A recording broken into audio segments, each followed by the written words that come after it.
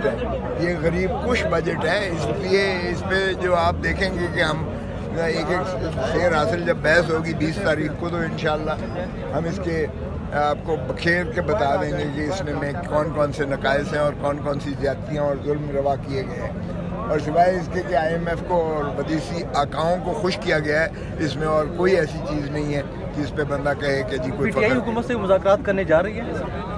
PTI हुकूमत से क्या PTI हम किस लिए, मुझे बताएं किस चीज़ की मुज़ाकरात करें। पहले ये तो बता दें इनके पल्ले कुछ है भी, ये जो हुकूमत में बैठे हुए हैं जिनको बराजमान कर दिया है, जो फॉर्म 47 की पैदावार है, उनके कोई अख्तियार में कुछ है?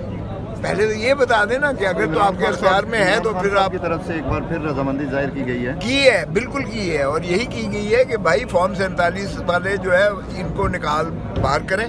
हम हर एक के साथ तैयार हैं, जिनको अवाम ने मैंडेट दिया है, अवाम ने मुंतखब किया है, और जो वोट को इज्जत दो वाली बात करते थे ना, वोट को इज्जत दो, फिर हम आपके साथ बात करने को बिल्कुल तैयार हैं, हर एक को तैयार है। अगर नवाज शरीफ खुद जो है डॉक्टर यास्मीन से आ रहा हुआ है, ख्वाजा आसिफ खुद जो है रेहाना डार से आ रहा हुआ है, शहबाज शरीफ खुद आ रहा हुआ है, यार प्राइम मिनिस्टर बना देते हो, मजाक करते हो इस मुल्क के साथ। ये तुम्हारी फेफडम है, ये तुम्हारी वरासती जो है मिरास है।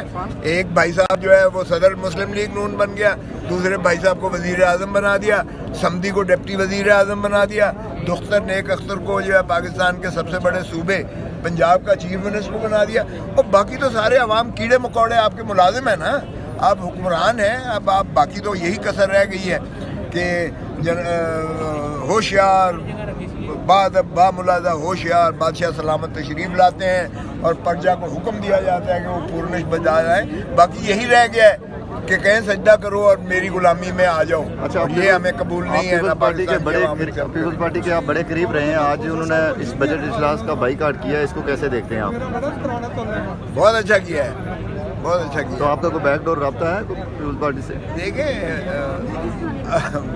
राब्ते तो सभी के साथ रहते हैं, लेकिन कोई वो पहले तो मुस्लिम लीग नून से तो अपने आप को मुनक़ते करें। अगर उनके जो है वो रुखसत पे होकर और स्पीकर वो उसको स्पीकर को जो है गवर्नर बनाकर और फिर जो है आपका जो है ये हतक इज़्ज़त बिल को मंजूर करवाते हैं इस तरीके से, और वो शर्म भी नहीं आती है एक्टिंग गवर्नर, वो खुद उस वक्त स्पीकर था जिस वक्त बुलडोज करके उसने हतक इज़्ज़त बिल को मंजूर किया।